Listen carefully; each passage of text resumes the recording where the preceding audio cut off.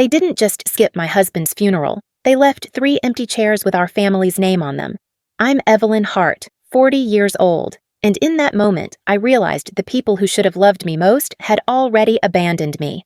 While firefighters in full-dress uniforms rang the final bell for Logan, my phone buzzed with excuses from my parents and my best friend. What came next was even worse. A letter my husband left behind that exposed betrayal deeper than grief. This is the story of how being left with nothing gave me everything I truly needed. The morning of Logan's funeral broke with a sky too blue, too peaceful for what it was meant to hold. Rows of white chairs had been set up beneath the tall oak trees at Memorial Park, a place where Logan and I had picnicked countless times before. The firefighters arrived first, their dark uniforms pressed, badges polished until they caught the sunlight. Each step they took was measured, solemn, as if the earth itself understood it was about to carry the weight of a final goodbye. I walked between them, head bowed slightly, feeling the air thicken with reverence. The flag was draped over the table at the front, beside Logan's helmet and boots, symbols of a life lived in service, symbols that now felt heavier than stone. My heart thudded against my ribs like it was trying to break free, but on my face I kept a mask of composure. When I reached the front row, I froze. 3 chairs sat empty, marked with ribbons that bore my family's name. They had been reserved for my parents and for Nora, my best friend since childhood. Everyone could see the vacant seats. I could feel the whispers ripple through the crowd like a gust of cold wind. People craned their necks, exchanged looks, wondering where they were, why they weren't here. Inside me, something cracked. For weeks, I had tried to convince myself they would show up, that despite the strained calls, the dismissive questions about money and insurance, they would come for this. For me. For Logan. But those chairs told the truth more clearly than any words ever could. I was standing alone. My phone buzzed in my clutch. With hands that trembled slightly, I slid it out and glanced at the screen. A text from Nora, time-stamped just 15 minutes before the service began. "Emergency at work. I can't get away. I'm so sorry. I'll call you tonight." The words blurred as I read them. Emergency? She knew this day was coming. She knew what it meant. A real friend would have torn herself out of any emergency to stand beside me here. I swallowed hard and let the phone drop back into my bag, but it buzzed again almost immediately. This time, it was a voicemail from my parents. Against my better judgment, I pressed play. My father's voice came through first, flat but rehearsed. "Darling, the car broke down on the way. We're turning back. Very disappointing, but we'll see you soon." Behind him, faint but unmistakable, was the sound of laughter, glasses clinking, and a woman's voice not my mother's. A party, a celebration. The truth pressed into my ears until it hurt. They weren't coming because they didn't want to. I sat there, spine straight, eyes forward, while the shame and betrayal boiled beneath my skin. My chest felt hollow, my throat raw, but I did not let a tear fall. Not here, not where they could see me break. The chaplain leaned down, his voice low and kind. "Would you like us to wait a few more minutes for your family?" For a split second, I considered it. Considered giving them more time to show up and prove me wrong. But no.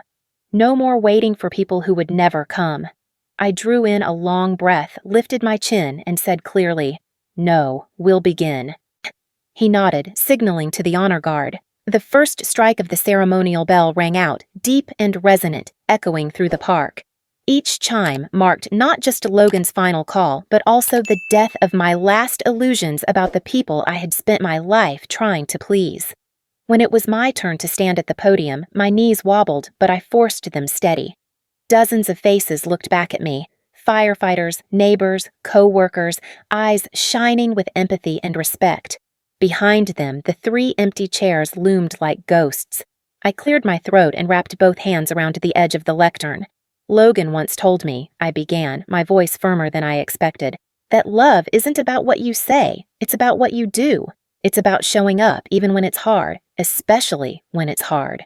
I paused, letting the silence stretch, the truth of those words echoing off the oak branches above us. My husband showed up every single day. For me, for his brothers at the firehouse, for strangers he'd never met. Today, I see all of you who have shown up to honor him. That's love. That's family. The words were meant for Logan, but they also sliced through me, sharp and clean, a line drawn between those who stood with me and those who had chosen absence. I would not wait for them anymore. I would not beg. I stepped back from the podium as the honor guard prepared the folded flag. My heart was breaking, but my spine held straight. In that moment, surrounded by the family I had found instead of the one I had lost, I understood. Sometimes the most powerful act of love is to stop waiting for those who will never come. The final chime of the bell echoed through the park, fading into a silence so heavy I thought it might crush me. I sat rigid in my chair, the folded flag trembling in my hands, its edges biting into my palms. Around me, people rose in unison, the scrape of chairs against the grass muffled by the solemn hush. But my mind was already elsewhere, pulled backward, into the night before, into the secret I had carried here today. It had been nearly midnight when I found the envelope. I'd been pacing the living room, unable to sleep, the house too quiet without Logan's labored breathing filling the air. On his desk, tucked beneath his journal, I noticed a small envelope with my name written in his careful hand. My stomach knotted as I slid it open, my fingers trembling so badly I almost tore the paper inside. The letter wasn't long, just a few sentences, but each word seemed to echo in the silence. If you're reading this, it means tomorrow is heavier than most. Evelyn, not everyone who smiles at you deserves your trust. Some of the people you lean on now are not what they seem. Protect yourself. I read it twice, then a third time, searching for more, for context, for names. But that was all.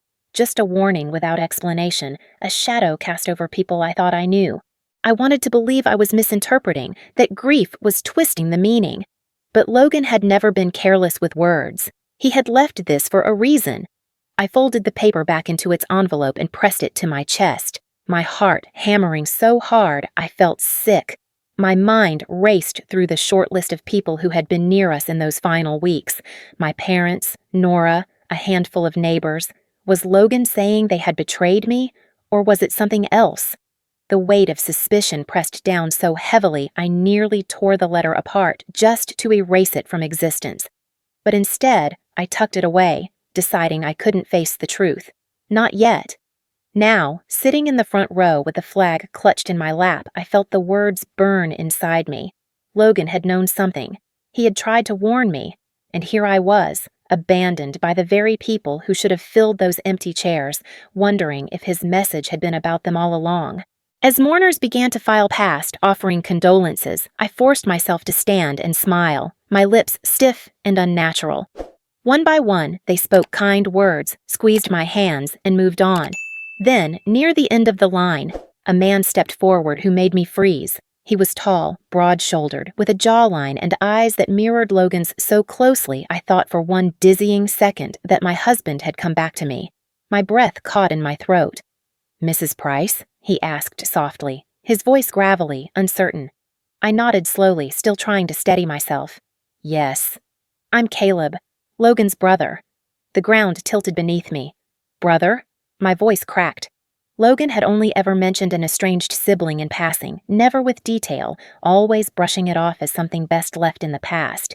He'd made it sound like a closed door, a part of his life sealed away. And yet here he was, standing in front of me, alive, flesh and blood, carrying Logan's face in a way that was both comforting and jarring. Caleb shifted uncomfortably, eyes darting to the flag in my lap. "I know this is strange. We hadn't spoken in years, but when I saw the obituary, I couldn't stay away. He was my little brother." The words hit me like another blow. Little brother. There was history here, a story I had never been told, a piece of Logan's life he had chosen to keep from me. The warning in his letter flashed through my mind again. Not everyone who smiles at you deserves your trust. Had he meant my family and Nora? Or had he been hinting at something in his own past? Something tied to this man? A chill crept down my spine as I looked at Caleb, searching his face for answers. For the first time since Logan's death, grief wasn't the only thing hollowing me out. Suspicion, confusion, and a gnawing sense that I had only begun to uncover the truths Logan had hidden from me clawed their way in. The ceremony was over, the crowd thinning, but inside me, a storm gathered. I had lost my husband, been abandoned by my parents and my best friend, and now, out of nowhere, a brother-in-law I barely knew existed had appeared. Everything I thought I understood about Logan, about loyalty, about family, was unraveling before my eyes, and I couldn't shake the feeling that the worst betrayals hadn't yet been revealed. The first time I met Logan, I was running late for a double shift at the hospital. I remember clutching a scalding latte in one hand and fumbling with my bag in the other when I slammed straight into him outside the corner cafe. Coffee splattered across his jacket, steam rising in the cold air. My face flushed with embarrassment, but instead of anger, he laughed. A warm, easy sound that cut through my frazzled nerves. "Well," he said, brushing at the stain, "that's one way to wake a man up." Something about his smile, about the lightness he carried, caught me off guard. I gave him my number without even thinking, something completely out of character for me. That night, when he called, we ended up talking until dawn, as if we had been waiting for each other all our lives. Our first date was at a tiny Italian restaurant tucked away on a quiet street. The candles flickered, shadows dancing across his face as he told me stories about firefighting, about how he had known since childhood that he wanted to run toward danger when others ran away. His words carried both gravity and joy, and I realized then that this was not a man who did anything halfway. 6 months later, he proposed on a mountain trail we hiked often. At the lookout point, overlooking the city bathed in gold light, he pulled out a simple ring that had belonged to his grandmother. "I don't have much," he said, voice trembling, "but everything I am is yours." My yes came before he even finished the question. I called my parents the same night, breathless with excitement, but their response cooled me instantly. My mother's first words were, "Firefighters don't exactly bring stability, Evelyn. Are you sure?" My father was even blunter. "You could do better." Their disappointment was sharp, but I told myself it didn't matter. Logan's love was enough. When Nora heard, she seemed supportive at first. She agreed to be my maid of honor, smiled as we planned the small ceremony, but her comments cut like tiny blades cloaked in sugar.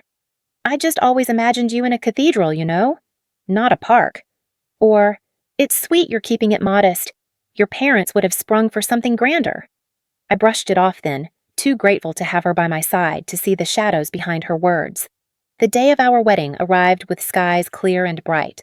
We stood under a wooden arch decorated with wildflowers, Logan's colleagues in dress uniform lining the aisle, and neighbors gathered close. It was intimate, humble, and perfect in a way that fit us.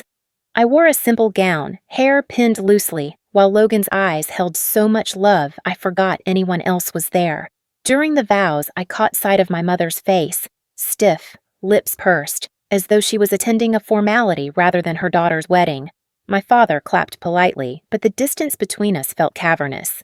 Still, I told myself their coolness couldn't touch the joy radiating from Logan. And then, a flicker. Out of the corner of my eye, I saw Nora lean toward my mother, whispering something behind her bouquet. Their heads tilted together, and when they pulled apart, both wore expressions that didn't belong at a wedding. Not pride, not joy, something calculating. My stomach clenched, but the music swelled and Logan squeezed my hands, anchoring me to the moment. I pushed the unease away. I told myself I was imagining things, that they were making a harmless comment, that it meant nothing. After all, why would Nora, my closest friend, and my mother, despite her coldness, conspire about anything here, of all places? But now, standing years later in the wreckage of their absence, I can't unsee it. That glance between them, sharp and secretive, was not celebration. It was a signal, a plan whispered in the midst of my happiest day. At the time, I smoothed it over in my mind the way I always did, with excuses. They're tired, they're stressed, they're worried about me. But deep down, a part of me recognized that something about their bond wasn't right. Looking back now, I shiver at the memory. That was the first crack in what I thought was the perfect beginning. A crack I ignored because love made me blind, because I couldn't face the possibility that betrayal might come from the very people I trusted most. It started with headaches. At first, Logan brushed them off as fatigue from long shifts at the firehouse. He'd come home, rub the back of his neck, and joke that maybe it was just too much chili from the guys at the station. But I knew better. His pain was different, sharp, sudden, sometimes waking him in the middle of the night. The man who had once run into burning buildings without hesitation now winced under the weight of invisible flames. One afternoon, he called from work. His voice was slow, slurred, like the words were being dragged through molasses. "Ev, I don't feel right. I'm coming home." The terror that gripped me in that moment is something I'll never forget. Logan never left a shift early, never admitted weakness. I dropped everything and raced home, only to find him pale, his hand trembling as he reached for me. The CT scan confirmed what my heart already feared: glioblastoma, aggressive, terminal, a timeline measured not in decades but in months. The doctor's voice softened with practiced sympathy, but her words crashed through me like a wrecking ball. 12 to 15 months, maybe, with treatment. Less, without. Logan squeezed my hand as if to steady me, though he was the one lying in the hospital bed. "Hey, beautiful," he whispered, his smile lopsided from the medication. "Don't look so worried. We've got this." His courage only made the truth more unbearable. I took a leave from the hospital, trading my scrubs for the role of full-time caregiver. Our cozy little house transformed into a medical ward. Pill organizers lined the counter, oxygen tanks hummed in the living room, charts and appointment reminders cluttered the fridge. I memorized medication schedules, learned to manage side effects, and became both nurse and wife in ways I never imagined. At first, Nora was there often. She filled our freezer with casseroles, sat with Logan so I could nap, even brought flowers to brighten the room. She said all the right things. "You'd do the same for me. And don't forget to take care of yourself too." I clung to her presence, believing that at least one constant in my life hadn't shifted, but cracks began to form. One evening, I walked into the living room to find her standing by Logan's desk. An envelope sat half open, papers spilling out, the insurance documents Logan and I had reviewed days earlier. Nora's eyes flicked over the numbers with an intensity that didn't belong to concern. When she noticed me, she startled, nearly dropping the papers. "Oh, Ev, I was just looking for a pen. I didn't want to bother you." She tucked the documents back clumsily, smile stretched too thin. I told myself not to overreact, but the image burned into me. Her fingers tracing the policy lines, her eyes calculating. I tried to bury the unease, but soon after, my parents called. Not to ask about Logan's treatment or how we were coping. No. My father's first question was, "How's the insurance handling the expenses?" My mother followed quickly with, "You should really think about selling that house, Evelyn. It's too much for you alone." Each conversation felt like a needle sliding beneath my skin, sharp, cold, and deliberate. The man I loved was fighting for his life, and all they could see were dollar signs and property value. Their voices carried no warmth, only pragmatism laced with disapproval. Meanwhile, Logan kept trying to shield me. Even as the radiation burned his strength and the steroids swelled his face beyond recognition, he apologized for being a burden.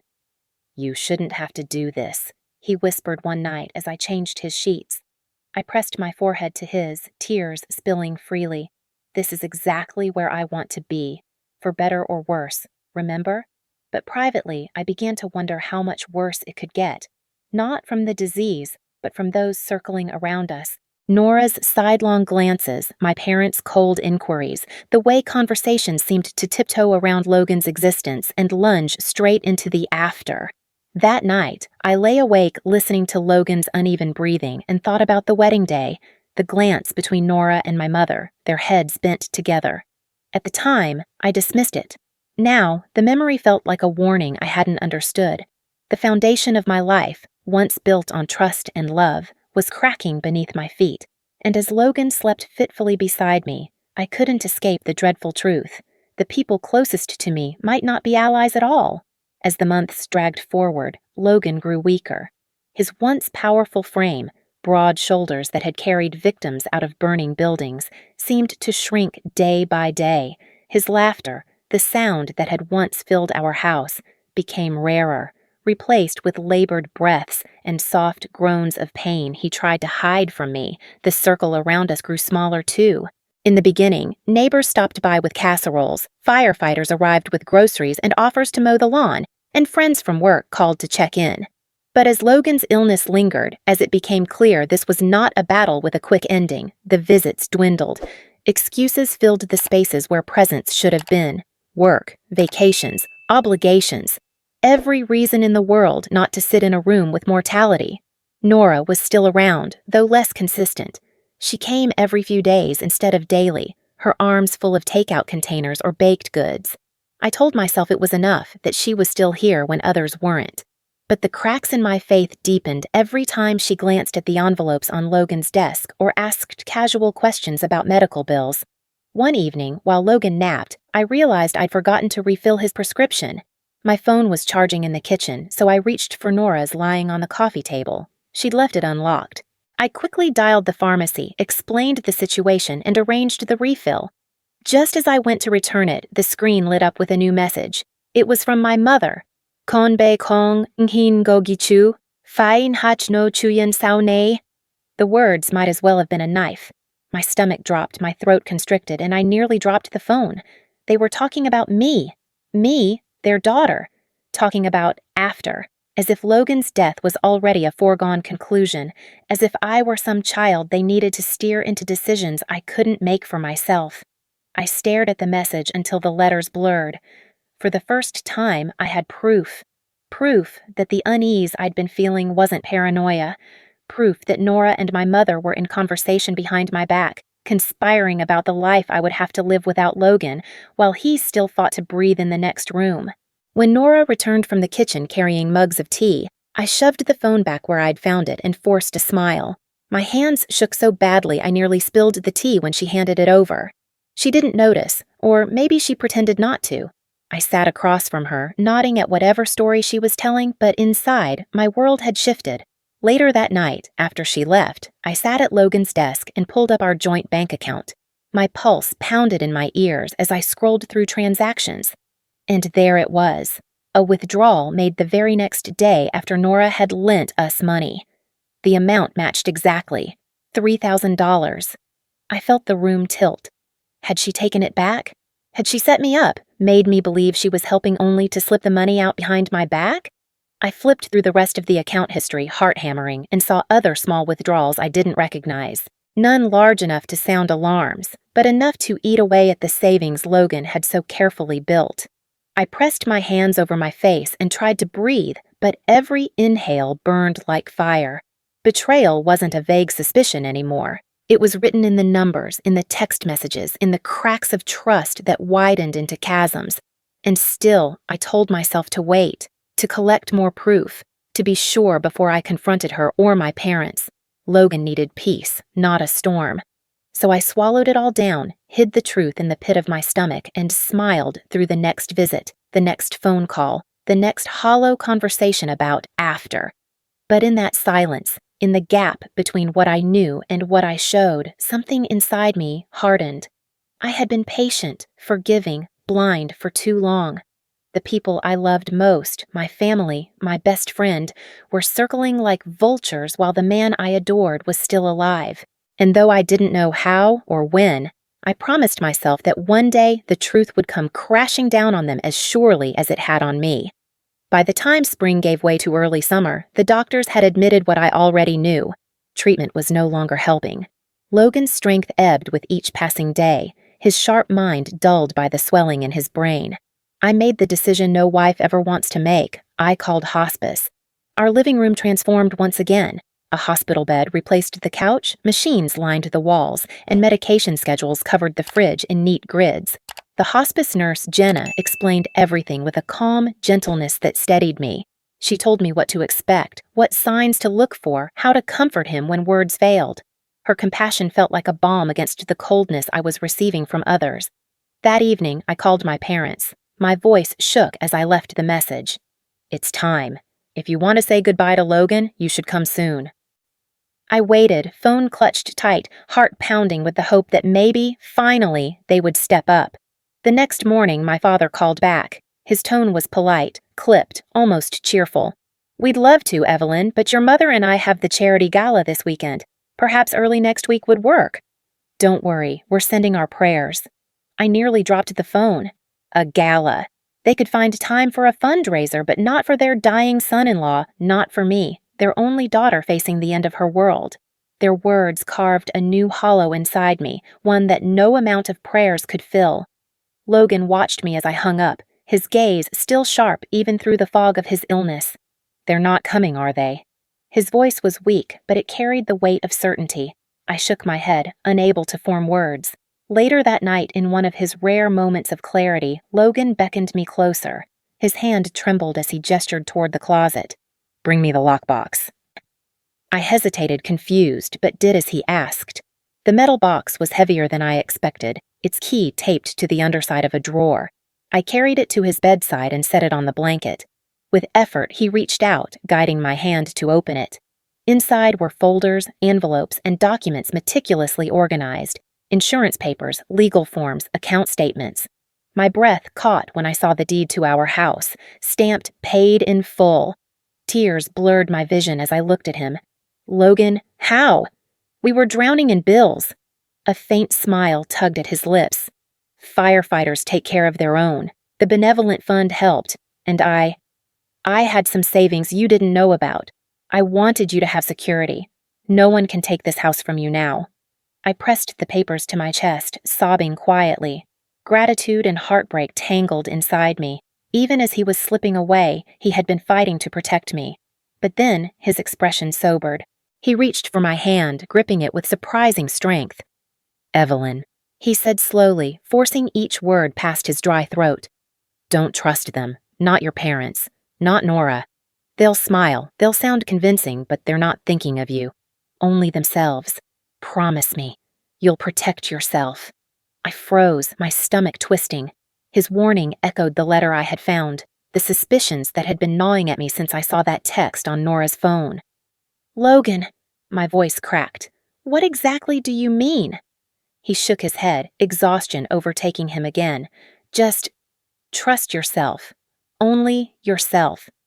His eyes fluttered closed, and within moments, his breaths deepened into the uneven rhythm of sleep. I sat there long after, staring at the lockbox, at the proof of his foresight, and the mystery of his warning. Gratitude surged through me. He had secured my future, made sure I wouldn't be left destitute.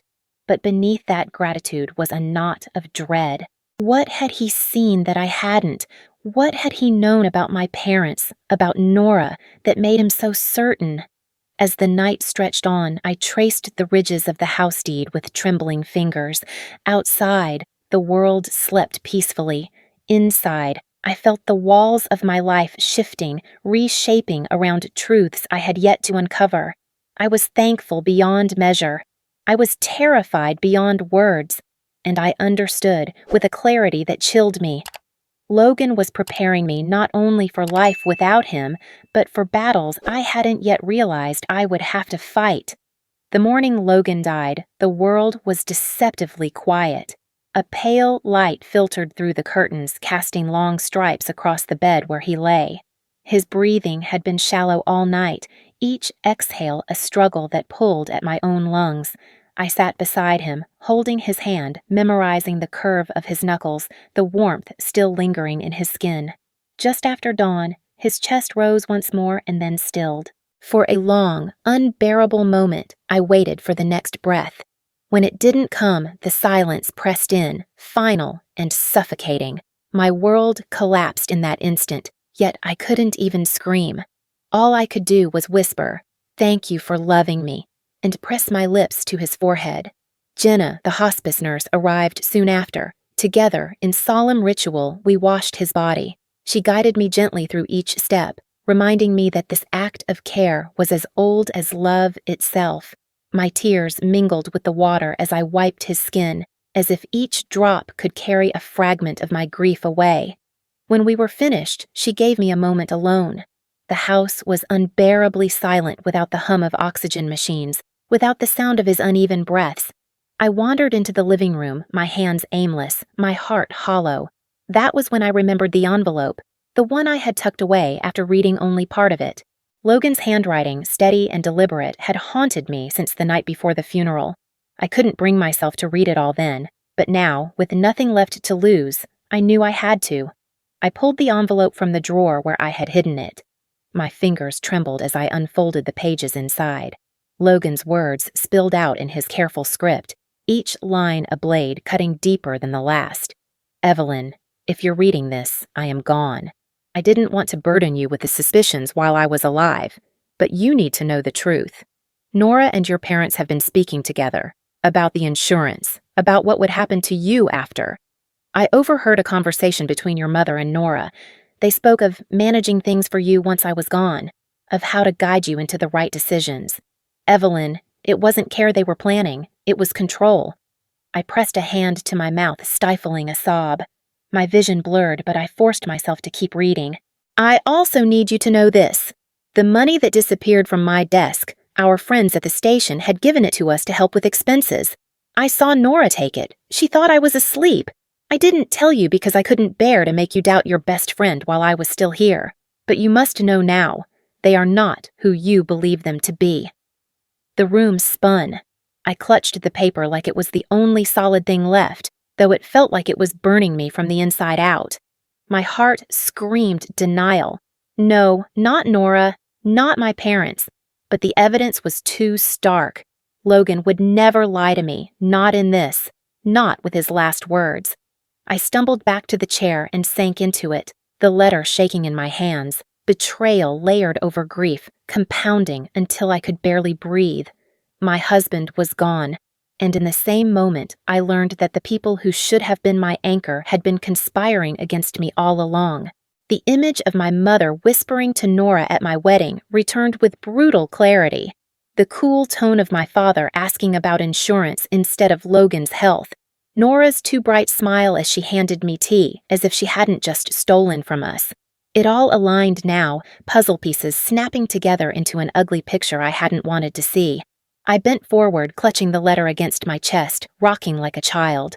I wanted to scream, to tear the walls down around me, to burn every memory that tied me to them. Instead, only a broken whisper escaped. Why? Why would you do this to me? The silence answered back, heavy and merciless. In that moment, grief and betrayal became inseparable, two edges of the same blade slicing through me. I was a widow, yes, but worse. I was a daughter and a friend abandoned, deceived, and exploited. The people I had trusted most had left me more alone than death ever could. The day of the funeral dawned with crisp air and sunlight that felt wrong, too golden for a morning drenched in grief. The honor guard moved with quiet precision, lining the rows of chairs beneath the oak trees. Logan's helmet, boots, and jacket sat on a table draped with a ceremonial flag, reminders of the man whose courage would never be forgotten. One by one, his fellow firefighters rose to speak. They told stories that made the crowd laugh through tears, about his infamous chili that set off smoke alarms at the station, about the time he rescued a stray dog from the freeway and insisted they foster it until a home was found. Their voices trembled, but the affection in every word was steady as bedrock. I sat in the front row, my hands folded tightly in my lap, staring at the 3 empty chairs reserved for my parents and Nora. Their absence was louder than the bagpipes, sharper than the bugle. Whispers rippled through the crowd, but I kept my gaze forward, my spine straight. I had learned to expect nothing from them, yet the hollow space beside me was still a wound. When it was my turn, I rose and stepped to the podium. My heart hammered, but my voice emerged clear, steadier than I thought possible. Logan once told me, I began, that love isn't what you say, it's what you do. Love is showing up, even when it's inconvenient, even when it's hard. I swept my eyes over the sea of uniforms, the neighbors, the nurses from my ward who had come on their day off. Each of you here today, this is what love looks like. Logan knew it. He lived it, and he was never more himself than when he showed up for others. That's the legacy I want to carry. The chaplain closed the service with a final prayer, the ceremonial bell ringing out Logan's last call. Captain Alvarez presented me with the folded flag, his grip firm, his voice rough with emotion. On behalf of the department, thank you for sharing him with us. After the crowd began to disperse, I lingered near the table, my hand brushing against Logan's helmet. That was when I noticed him, Caleb, hovering at the edge of the gathering. His resemblance to Logan was unmistakable, but his posture carried a hesitance, as if he wasn't sure he belonged. He approached slowly, eyes flicking to the flag in my arms. "Evelyn," he said softly, "I hope this isn't too forward. I'm Caleb, Logan's brother." The title jarred through me again, though I had already met him briefly. Brother, a piece of Logan's past I had never been allowed to touch. I nodded, uncertain, the grief in my chest now tangled with confusion. "I'm sorry we never met before," Caleb continued. "Logan and we had our differences, but he was my brother, and I needed to be here." I studied him, searching for cracks in his sincerity. Before I could respond, he hesitated, then leaned closer, lowering his voice. "I should tell you something. Your parents reached out to me a few months ago." The words froze me. "My parents?" He nodded grimly. "They asked about Logan's estate, about whether I knew anything regarding insurance, property, assets. They implied that since I was family, I should help them guide you once this day came." My stomach dropped. I gripped the flag tighter, the fabric biting into my skin. "They what?" "I didn't engage," Caleb said quickly, hands raised as if to prove his innocence. "I told them I hadn't spoken to Logan in years, but I thought you should know. They were making plans that didn't sound like grief, more like control." The ground seemed to tilt beneath me. It wasn't just Nora whispering with my mother. It wasn't just suspicious bank withdrawals or polite questions about selling the house. This was bigger, broader. My own parents had been reaching beyond me, scheming with strangers, trying to weave a net to catch my future before it was even mine to live. I staggered back a step, my breath shallow. Around us, mourners laughed softly, hugged, exchanged memories, their grief shared like a warm blanket. And here I stood, realizing that the family, who should have been my anchor, had been pulling strings in the shadows, tying knots meant to bind me. Caleb's eyes softened. "I don't mean to add to your pain, but I think Logan suspected all of this. That's why he protected you." His words landed like a hammer against the lockbox memory, against Logan's warning. Don't trust them, only yourself. The weight of betrayal settled heavier than grief, a second burial layered on top of the first. I had lost my husband, yes, but I had also lost the last illusions about the people who had raised me, the friend I had cherished, the family I thought I had. I clutched the flag tighter, the edges cutting into my palms, and understood that Logan had seen this coming all along. His final gift was not only love, it was protection. And it was up to me now to honor that by surviving what came next. It had been 1 week since we lowered Logan's ashes into the earth. 1 week since the bagpipes faded and the last hands squeezed mine in sympathy. The house was unbearably quiet, though still filled with the echoes of his presence. The mug he always used, the boots by the door, the faint trace of his cologne clinging to the closet. I had begun to sort through bills and condolence cards when the doorbell rang. Through the peephole, I saw them, my parents standing stiffly side by side, and Nora clutching a casserole dish as though it were a peace offering. My stomach tightened, but I opened the door. "Darling," my mother said softly, stepping forward to kiss my cheek. Her perfume filled my nose, cloying and unwelcome. "We've been so worried about you." I stepped back to let them in, my voice neutral. "Come in." They settled into the living room like guests rather than family. My father placed the casserole on the coffee table. Nora perched on the edge of the couch, her eyes darting around the room as if inventorying what might be valuable. It didn't take long for their condolences to turn practical. My father cleared his throat. "Evelyn, we've been talking. It's clear you can't handle this house alone. You should sell while the market's strong. Move back in with us until you're back on your feet." Nora jumped in quickly, her voice overly bright. "And with the insurance payout coming, you'll need guidance. Investments, planning. It's a lot to handle when you're grieving. We just want to help." I sat silently, watching their faces. Their expressions were practiced, sympathetic masks stretched over greed. My mother leaned closer, her voice hushed as though sharing a secret. "We can make all the calls for you. Handle the paperwork. You shouldn't burden yourself with details." For a long moment, I let the silence hang heavy. Then I rose slowly and walked to Logan's desk. My hands shook slightly as I pulled out the folder he had left for me. Inside were copies of bank statements, screenshots of emails, and his own handwritten notes. I laid them out on the table one by one. Their eyes followed my movements, confusion flickering into unease. "What is this?" my father asked. "These," I said evenly, "are records of the withdrawals from our account. Withdrawals that match exactly the amount Nora supposedly lent us." I turned to her. "Funny, isn't it?" Nora's face drained of color. Evelyn, I don't know what you're implying."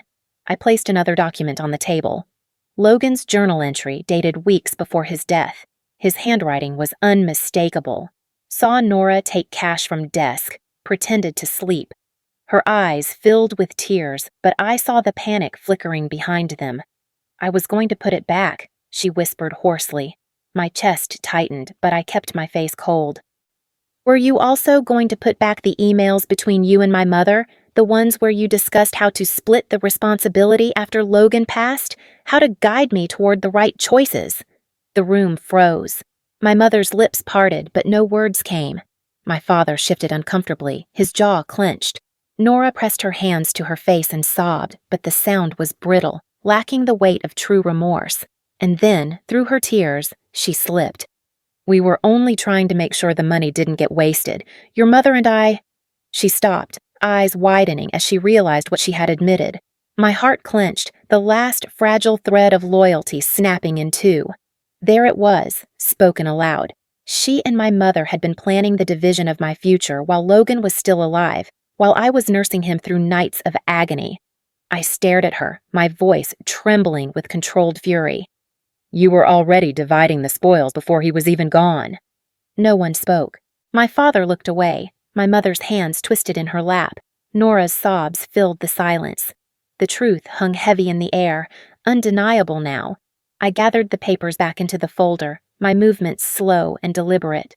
"Logan warned me," I said quietly. "He told me not to trust you. And he was right." The weight of his foresight pressed into me, but so did the strength he had left behind. For the first time, I felt no need to beg for their love, no desire to excuse their actions. I saw them clearly, and the sight was devastating. But clarity, even when it hurts, is a kind of freedom. For a long moment, the only sound in the room was Nora's muffled sobs. My parents sat rigid, their faces masks of discomfort, pride, and something darker, resentment at being caught. I stacked Logan's papers neatly, slid them back into the folder, and set it aside. Then I lifted my gaze and let my voice cut through the heavy silence. "From this moment forward," I said evenly, "any communication regarding finances, the house, or the insurance will go through my lawyer. Patrick Lang is his name.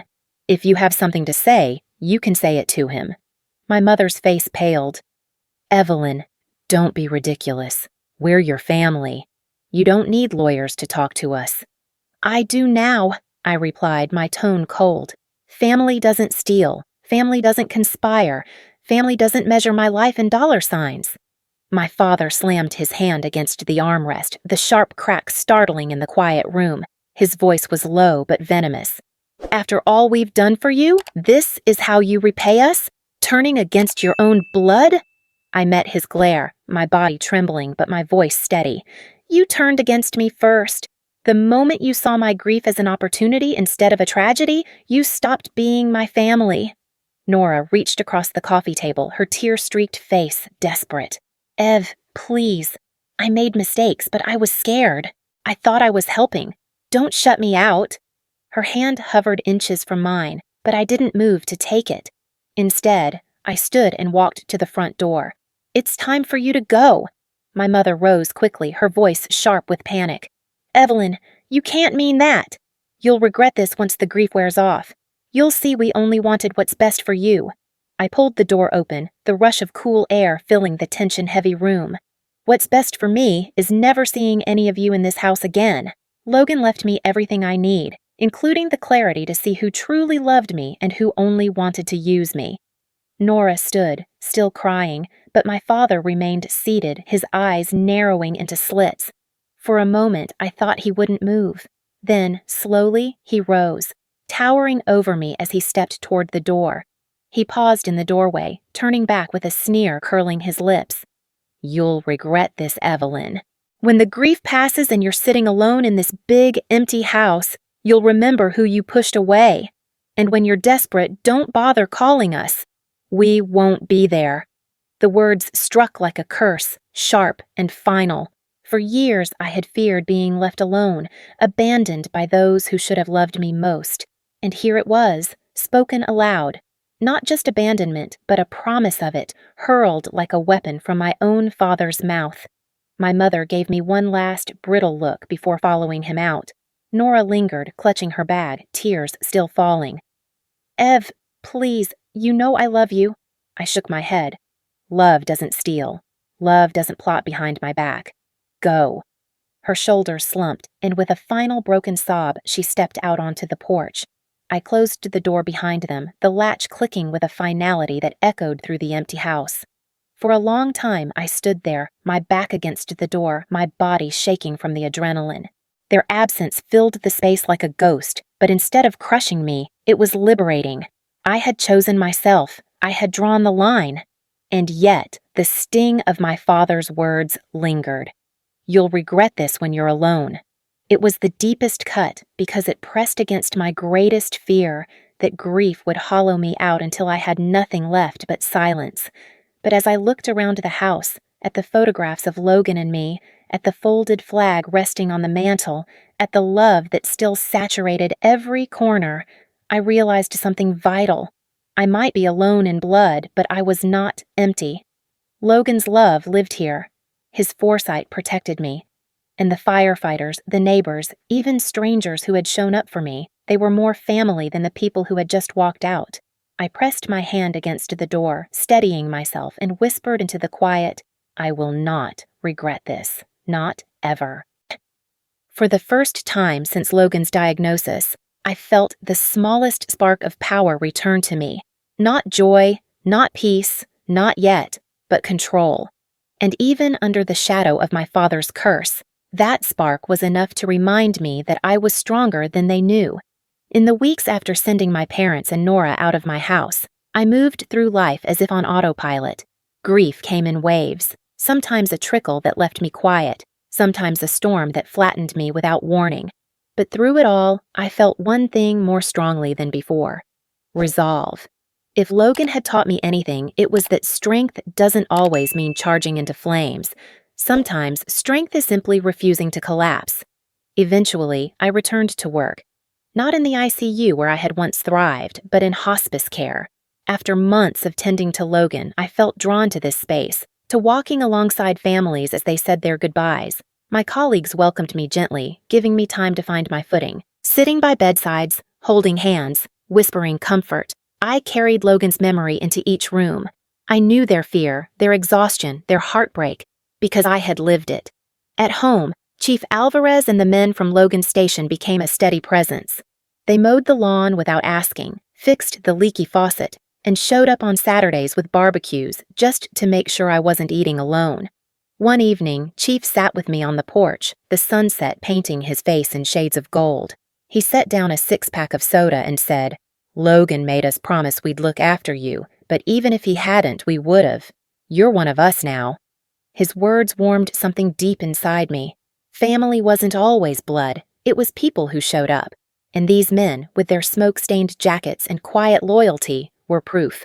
Around the same time, I met with Patrick Lang, the financial advisor Logan had arranged. He was professional but kind, guiding me through the tangle of documents without making me feel overwhelmed. "Your husband was incredibly thorough," Patrick said one afternoon, sliding a binder across the table. "He left detailed instructions for you, investments, protections, even contingency plans." Among those plans was something I hadn't expected: the creation of a scholarship fund in Logan's name, meant for children of firefighters who dreamed of serving their communities. "He wanted to leave more than memories," Patrick explained. "He wanted to create opportunity." The thought of it brought tears to my eyes. Logan had always lived for others, and even in death, he had found a way to keep giving. Together, Patrick and I began the process of filing the paperwork, establishing the foundation that would carry Logan's name into the future. It was during one of these meetings that Patrick leaned back in his chair, hesitated, and then spoke. "There's something else you should know. Logan made specific changes to his insurance policy, changes that mean no one but you can access it. Not your parents, not Nora, not even through a power of attorney. He structured it in a way that can't be contested. I blinked, surprised. I didn't realize that was even possible. Patrick nodded. It isn't common, but he was insistent. He wanted to make sure you were protected absolutely. No one can manipulate you into signing anything. No one can sneak into your accounts. He closed every loophole. The weight of his words sank in slowly. Logan hadn't just left me with love and memories. He had left me a fortress. He had anticipated the betrayals, the schemes, the pressure, and built a wall I hadn't known I needed. For a moment, guilt pricked at me. Had he carried this burden silently, knowing the people around me were circling like vultures? Had he suffered not only the cancer consuming him, but also the knowledge that those closest to me would betray me? But alongside the guilt was gratitude. Gratitude that he had protected me even in his weakest moments. Gratitude that he had trusted me to carry forward, to stand tall without him. I left Patrick's office that day with the binder clutched to my chest, the documents heavy but reassuring. Outside, the wind tugged at my hair and I tilted my face to the sky. "You thought of everything, didn't you, Logan?" I whispered. The ache in my chest didn't vanish, but it shifted. For the first time, grief wasn't just a weight. It was also a source of strength. Logan's foresight, his care, his endless love. They hadn't died with him. They lived in the protections he had left me, in the foundation we were building, in the community that refused to let me stand alone. And in that realization, I felt something stir. Not joy, not yet, but shelter. Shelter built from ashes, steady enough to hold me until I was ready to build again. In the months that followed, my world reshaped itself in unexpected ways. The absence of my parents and Nora left a cavern, but it was a space I chose not to fill with regret. Instead, I leaned into the people who had shown up, those who had stood quietly beside me without demanding anything in return. Among them was Caleb.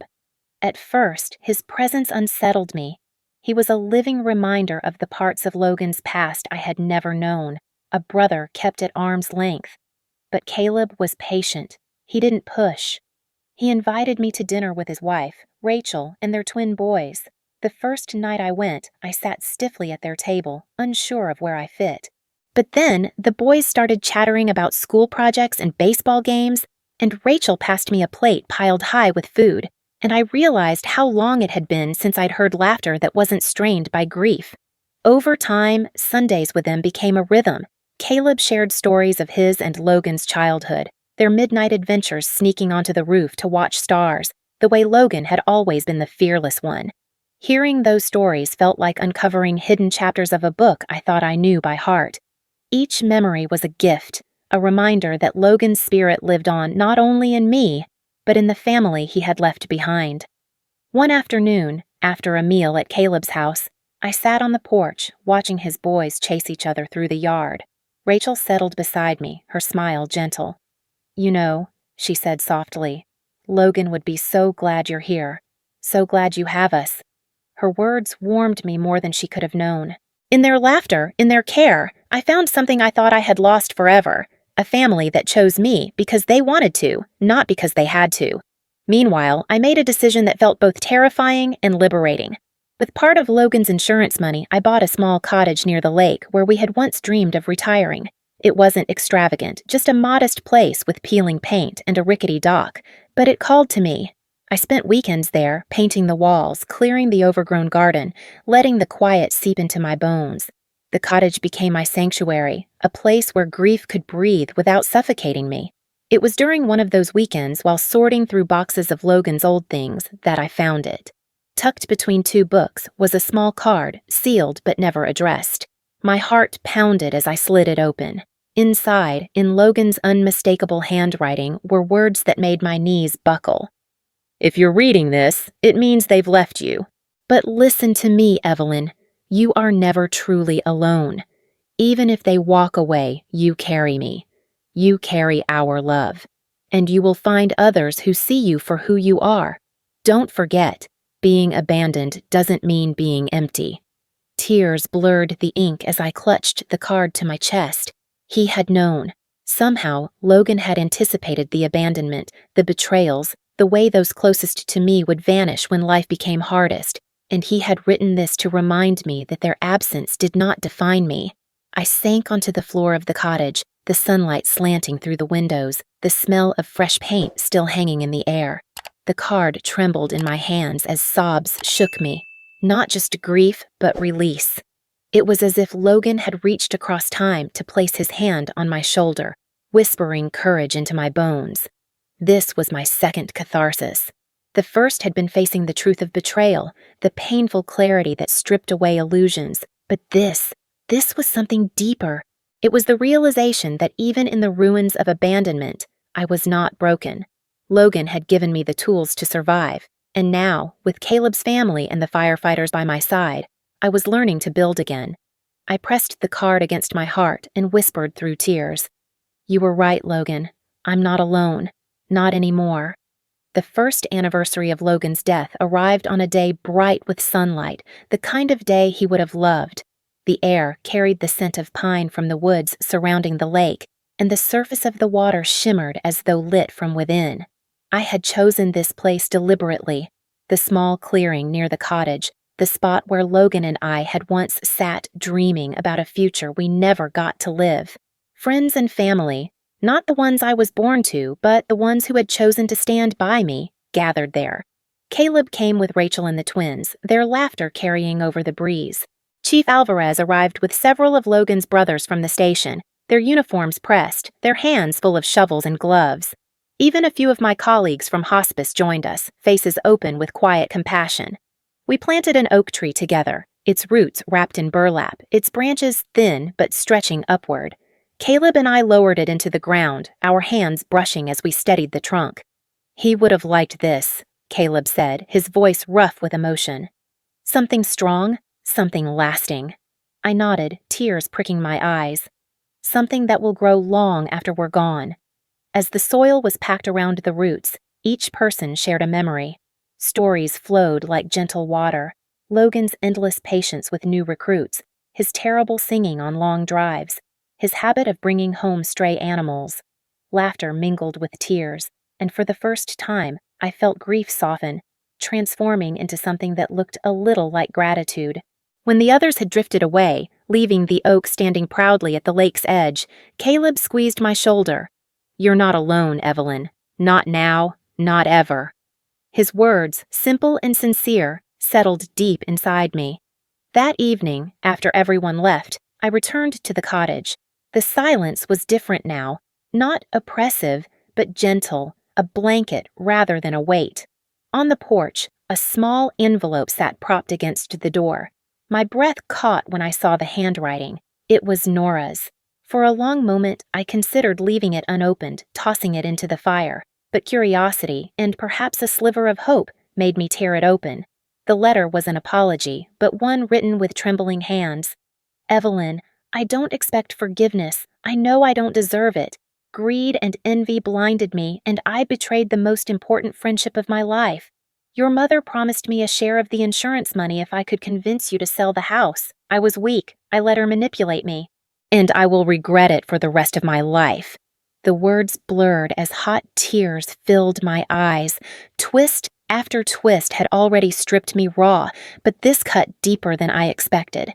It wasn't just betrayal born of convenience. It had been orchestrated, seeded by my own mother, and Nora had been her accomplice. I sank into the porch chair, the letter trembling in my hands. The image of Nora whispering to my mother at the wedding slammed into me with brutal clarity. They hadn't just been sharing idle comments. They had been weaving a web that stretched into my future.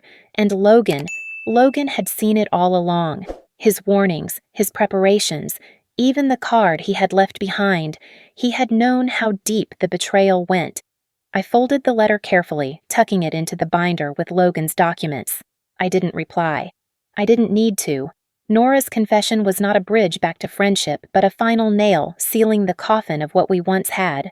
As the sun set behind the lake, painting the water in streaks of gold and crimson, I walked down to the oak tree. Its leaves trembled in the breeze, fragile but determined, much like me. I laid my hand against its trunk and whispered, "You were right, Logan, about all of it, but I'm still here, and I'm not alone." The wind rustled the branches in response, and for the first time in a long time, I felt a sense of peace stronger than the ache of loss. 2 years after Logan's death, a summer thunderstorm rolled across the horizon.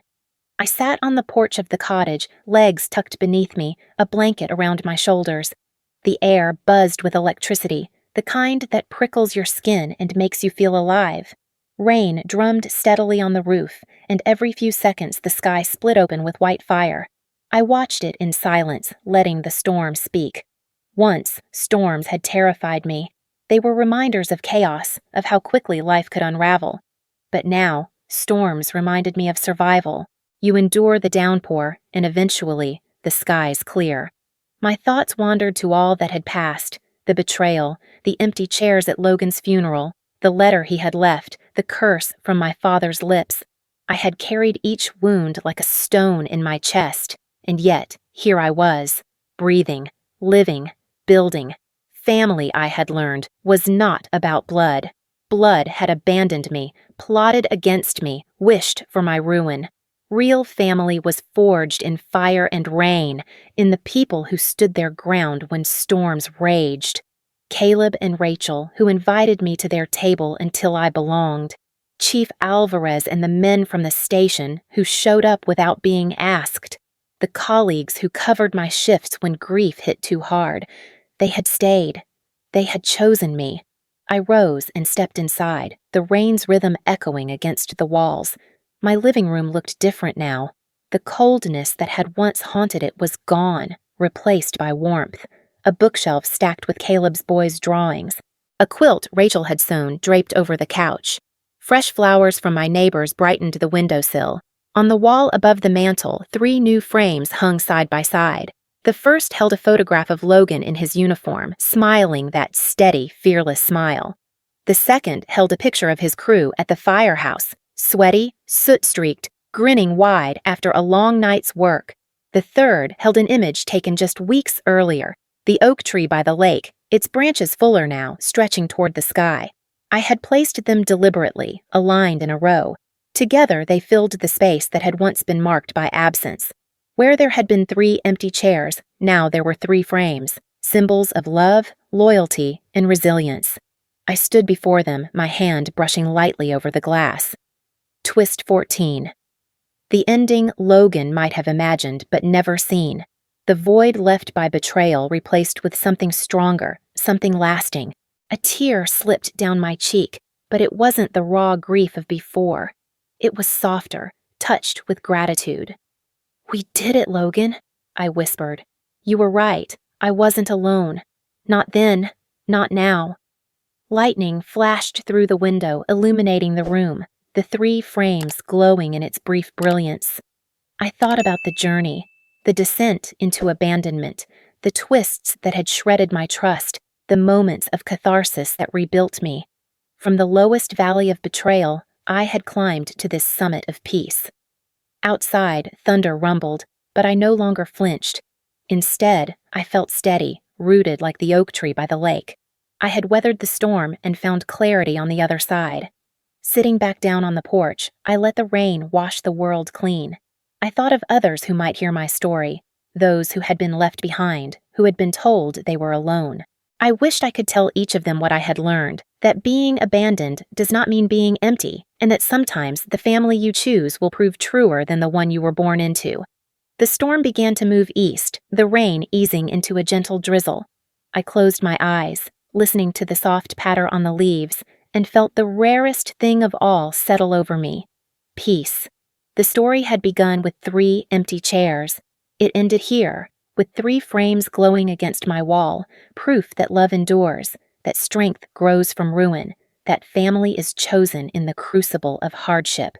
And as the storm faded into silence, I smiled through my tears, no longer afraid of being left behind. I was not abandoned. I was found,